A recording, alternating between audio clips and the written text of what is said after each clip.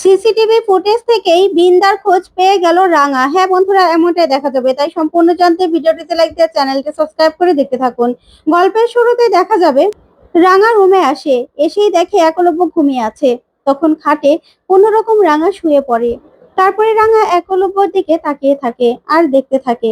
তারপরে রাঙা হঠাৎ করে ঘুমিয়ে যায়। ওইদিকে দেখা যাবে বিন্দা রাতে একটা লোকের সঙ্গে দেখা করতে যায়। তখন বিন্দা তার সঙ্গে দেখা করে বলে, এবার চিন্তা করবে না, আমার তো রাঙার ইন্টারন্যাশনাল চ্যাম্পিয়নশিপ যেন না খেলতে পারে সেটা নিয়ে মাথা ব্যথা। এবার আমি যে করে হোক আটকাবই। তীরের মাথায় না আমি বিষাক্ত বিষাক্ত বিষ একদম মেখে দিয়েছি। সেখান থেকে রাঙার হাতে লাগলে আর হাতটা যদি রাঙা মুখে দেয় না, ব্যাস, তাহলে রাঙা একদম খতম হয়ে যাবে। এবার এমন প্ল্যান করেছি না যে রাঙা রাঙা কিছুতেই চ্যাম্পিয়নশিপ খেলতে পারবে না। আর রাঙাকে নিয়ে তো একটাই চিন্তা, ও তো কোনো কিছুতেই ভয় পায় না। ও শুধুমাত্র একলব্য, সংসার, বাড়ির সবাইকে বাঁচানোর চেষ্টা করে। সেটাই তো সব সমস্যা। কিন্তু চিন্তা করো না, এবার রাঙাকে ভয় দেখাতে হবে। এমন ভাবে ভয় দেখাতে হবে যে রাঙা দুটোর মধ্যে একটা বেছে নিতে বাধ্য হবে, হয় চ্যাম্পিয়নশিপ না হলে পরিবার। তখন এই কথা বলে বিন্দা সেখান থেকে চলে যায়। ওইদিকে দেখা যাবে রাঙা রাতের অন্ধকারে খাট থেকে পড়ে যায় আর বলে, উপরে কোমরটা মনে হয় গেল। তখনই একলব্য বলে, কি হয়েছে রাঙা? তখন রাঙা বলে, এইটুকু জায়গাতে ঘুমানো যায় নাকি? তখনই একলব্য বলে, কি বলছো তুমি? এত জায়গা, তার মধ্যে তুমি ঘুমোতে পারছো না? তখন রাঙা বলে, না, শুতে পাচ্ছি না, তার মধ্যে আবার মাঝখানে কত বড় একটা কোলবালিশ। তখনই একলব্য বলে, ঠিক আছে, কোলবালিশটা সরিয়ে দিয়েছি, এবার শুয়ে পড়ো। এই বলে রাঙার দিকে হাত বাড়িয়ে দেয় একলব্য। তখনই রাঙার হাতটা ধরে নেয় একলব্য। ধরেই রাঙাকে টেনে উঠায় আর বলে, নাও, এবার শুয়ে পড়ো। তখনই রাঙা বলে, এভাবে কি ঘুমানো যায়? দূর, আমার তো অস্বস্তি হচ্ছে, আর ভালো লাগছে না, কি যে করি না। তখন রাঙা এই বলেই আবার বসে পড়ে। তখন একলব্য বলে, কি হলো রাঙা, শুয়ে পড়ো না? তখন রাঙা বলে, হ্যাঁ হ্যাঁ, শুচ্ছি, তুই একদম চিন্তা করবি না।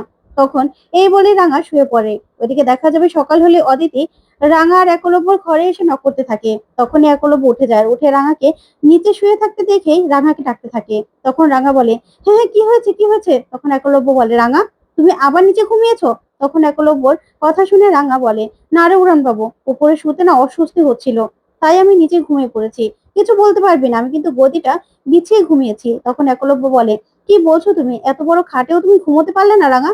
তখন রাঙা বলে, স্বামী স্ত্রীর মধ্যে যদি ভালোবাসা না থাকে না উড়ান বাবু, তাহলে এত বড় খাটেও একসঙ্গে ঘুমানো যায় না। তখন রাঙার মুখে এই কথা শুনে একলব্য খুব কষ্ট পায়। তারপরে অদিতি দরজা নক করলে রাঙা এসে দরজাটা খোলে আর বলে, হ্যাঁ রে চর্দি ভাই, কি হয়েছে? তখনই অদিতি বলে, আসলে ওই পুলিশ স্যার তোমার সঙ্গে দেখা করতে এসেছে, চলো। তখন রাঙা বলে, ঠিক আছে, তুই যা, আমি আসছি। তখন অদিতি বলে, ঠিক আছে, তাড়াতাড়ি আয় কিন্তু। এই বলেই অদিতি সেখান থেকে চলে যায়। তখন রাঙা ফ্রেশ হতে গেলেই একলব্য বারবার করে রাঙার কথাটাই ভাবতে থাকে। ওইদিকে দেখা যাবে সত্যজিতের জন্য চা নিয়ে আসে অদিতি আর বলে, আপনার জন্য চা নিয়ে এসেছি। তখন সত্যজিৎ বলে, আমি তো চায়ে। তখন অদিতি বলে, জানি, চিনি খান না তো, আমি চিনি দেইনি। তখনই সত্যজিৎ খুব খুশি হয়ে যায়। তারপর অদিতি বলে, আচ্ছা, আপনি তো জানেন আমি সিরিয়ালে কাজ করি, আপনি কি দেখেছেন আমাকে টিভিতে? তখন সত্যজিৎ বলে, না না, আসলে সিরিয়ালগুলো না আমার দেখা হয় না। তখন অদিতি বলে, ঠিক আছে, আমি বরং আপনার ফোনে একটা অ্যাপ ডাউনলোড করে দেবো, তাহলে আপনি দেখে নেবেন। তখন অদিতি সত্যজিতের সঙ্গে কথা বলে। ওইদিকে রাঙা সবটা দেখে মিটিমিটি হাসতে থাকে। তারপরেই অদিতি বলে, আচ্ছা, একজন আমাকে খুব ডিস্টার্ব করে, আপনি তো পুলিশ, আমাকে হেল্প করতে পারবেন? তখন রাঙা এসে পড়ে আর এসেই বলে, চর্দি ভাই, এতটুকু হেল্পের জন্য আবার সত্যজিৎ স্যারকে তুমি ডিস্টার্ব করছো? এতটুকু তো আমিই করতে পারি, ক্রিমিনালদের আমি সাহায্য করতে পারি। তখন সত্যজিৎ বলে, হ্যাঁ, রাঙামতি তো এখন সব কেস হ্যান্ডেল করতে পারে। তখন অদিতি বলে, হ্যাঁ, তারপরেও আপনি আমাকে হেল্প করতে পারবেন না? তখন সত্যজিৎ বলে, হ্যাঁ, অবশ্যই পারবো। তখন দুজন দুজনের দিকে তাকিয়ে হাসতে থাকে। তারপর রাঙা বলে, হয়েছে তো, হয়েছে, এবার হেল্প করা। তারপর অদিতি লজ্জা পেয়ে সেখান থেকে চলে যায়। ওদিকে রাঙা সত্যজিৎকে বলে, বল, কি বলার জন্য এসেছিস? তখন সত্যজিৎ ভিডিও দেখায় আর বলে, দেখো, এটাই হলো সিসিটিভি ফুটেজ। এখানে তোমার বড় বৌদিকে দেখা গেছে, কিন্তু আমি তো এটাই বুঝতে পারছি না যে এমন কি অবস্থা হলো এই বাড়ি থেকে বের হওয়ার পর যে উনি ভিক্ষে করছেন। তখন রাঙা বলে, হ্যাঁ রে স্যার, তারপরে ভিক্ষে করে ওখান থেকে কোথায় গেছে সেটা জানা যায়নি? তখন সত্যজিৎ বলে, না রাঙা, পরে সিসিটিভি ফুটেজে আর দেখা যায়নি, তবে ওনার ফোনটা কিন্তু যতক্ষণ পর্যন্ত স্টেশনে ছিল ততক্ষণ পর্যন্ত লোকেশন সেটাই দেখিয়েছে, কিন্তু সেখান থেকে বেরোনোর পরেই ফোন নাম্বারটা ডিজেবল হয়ে গেছে। তখন রাঙা বলে, যে করি হোক বড় বৌদিকে খুঁজে বের করতে হবে। ও বাইরে থাকা মানে আমাদের পরিবারের ক্ষতি করা, আমি না কোনোভাবেই আমার পরিবারের আর ক্ষতি করতে দেবো না। তখন সত্যজিৎ বলে, হ্যাঁ রাঙা, আমরা চেষ্টা করছি, যে করি হোক ওই বিন্দা বসুকে খুঁজে বের করবোই। তখন রাঙা বলে, হ্যাঁ রে স্যার, ওকে ওকে খুঁজে না বের করা পর্যন্ত আমরা শান্তি পাচ্ছি না, আর ওর মাও তো এসে শাসিয়ে গেছে, তার জন্য ওকে খুঁজে বের করতেই হবে। তখন এই বলে রাঙা তাকিয়ে থাকে। ওইদিকে দেখা যাবে বৃন্দা বৃন্দা একাডেমিতে কাজ করছে। তখনই রাঙা আসে আর কোচ ম্যাডাম বলে, রাঙা তুমি চলে এসেছো? তখন রাঙা বলে, হ্যাঁ রে কোচ ম্যাডাম, আমি চলে এসেছি। তখন কোচ ম্যাডাম বলে, রাঙা, তোমার ডাইটিং এর কাগজপত্র সব আমি তোমার হাজবেন্ডের কাছে পাঠিয়ে দিয়েছি। তখন রাঙা বলে, আবার পাঠিয়েও দিয়েছিস? তখন কোচ ম্যাডাম বলে, হ্যাঁ, পাঠাতে তো হবেই, আর তোমার হাজবেন্ড তো অনেক কেয়ারিং, আমাকে বলেছে যা যা করা দরকার সবকিছু আমার কাছে দিয়ে দিতে, কারণ ফিটনেস টেস্টের আগে যদি তোমার ওজন বেড়ে যায় তাহলে কিন্তু তুমি খেলতে পারবে না রাঙা, সেই দিকটাও তো মাথায় রাখতে হবে। তখন রাঙা বলে, সেই জন্য তুই বলে দিলি ওর কাছে?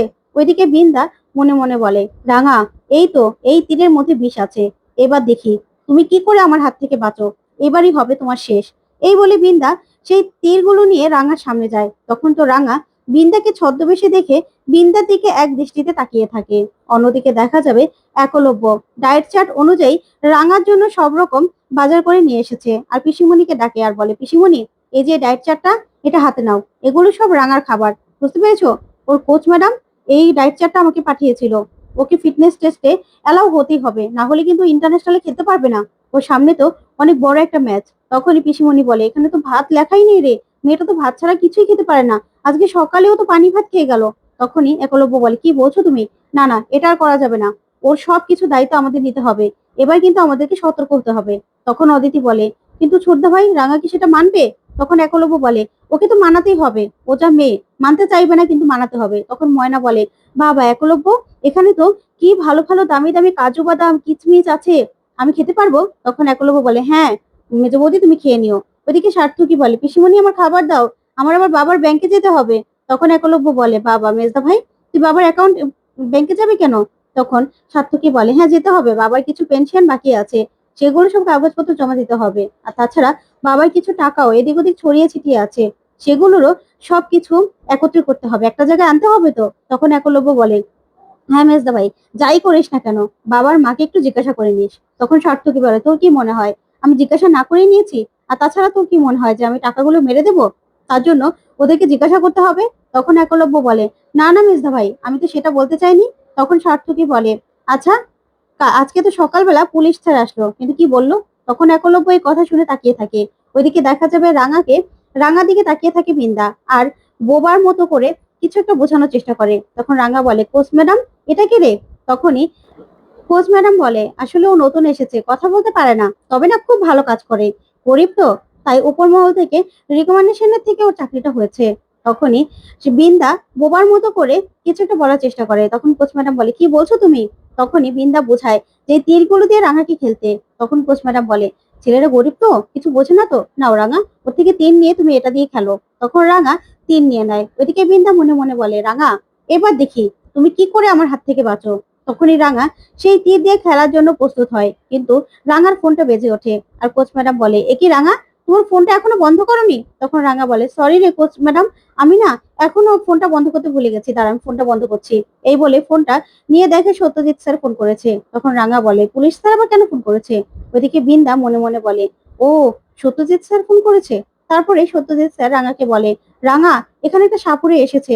তখন রাঙা বলে, তাহলে কি হয়েছে পুলিশ স্যার? তখনই সত্যজিৎ বলে, ওনার কাছে অনেক বিষাক্ত কিছু সাপ ছিল। তখন রাঙা বলে, কি বলছিস তুই, বিষাক্ত সাপ ছিল মানে? আর কি বলতে চাস তুই? তখন সত্যজিৎ বলে, তুমি কোথায় আছো? তখন রাঙা বলে, আমি তো একাডেমিতে আছি। তখনই সত্যজিৎ বলে, আচ্ছা ঠিক আছে, আমি সেখানে আসছি। তখন রাঙা বলে, এখানে আসবে মানে কি হয়েছে, সাপুরের সঙ্গে কি? তখনই সত্যজিৎ বলে, এর সঙ্গেই বিন্দা বসুকে কথা বলতে দেখা গেছে। যা শুনে রাঙা পুরো ভয় পেয়ে যায় আর বলে, কি বলছিস তুই? তখনই সত্যজিৎ বলে, হ্যাঁ তো বন্ধুরা, আজকের আপডেটটি কেমন লাগলো অবশ্যই কমেন্ট করে জানাতে।